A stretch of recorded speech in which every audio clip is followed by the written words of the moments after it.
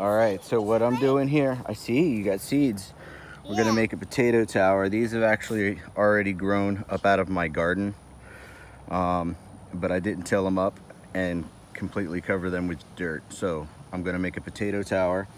I have this piece of white PVC with holes drilled through it here and there so that I can take my worm compost. It's a liquid, pour it down the center, and it pretty much injects the plant with all the nutrients that it's gonna need, plus water. And I got my little automatic waterer out here, and I'll make sure it gets plenty of water. It needs to be in a sunny spot. So these have already started. I have some over here that were in my worm compost bin that started in there because it's super fertile in there. So I brought them out here, put them in the garden. So I'm gonna take those out here in a few minutes. As I build this up higher, after this next level, this will have tiers in it, different levels.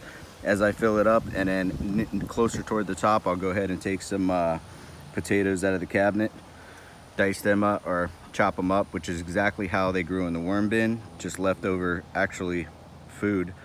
And so anyway, that's how they grew, and that's how I'm gonna grow them right up out of here. Just store-bought food that I'm reusing to grow in the garden, which the garden, as you can tell, has turned out really great. It's put out a lot of food.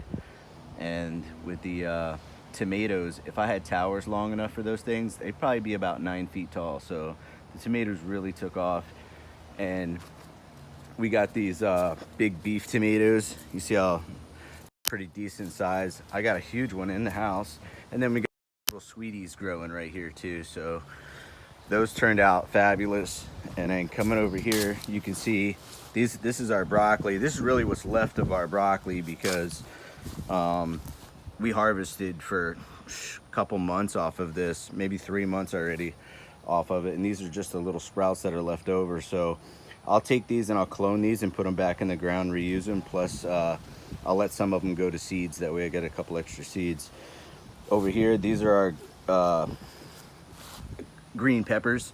I was kind of wanting something a little bit bigger, but that's fine. That we still use them, we still eating them. This is all carrots through here.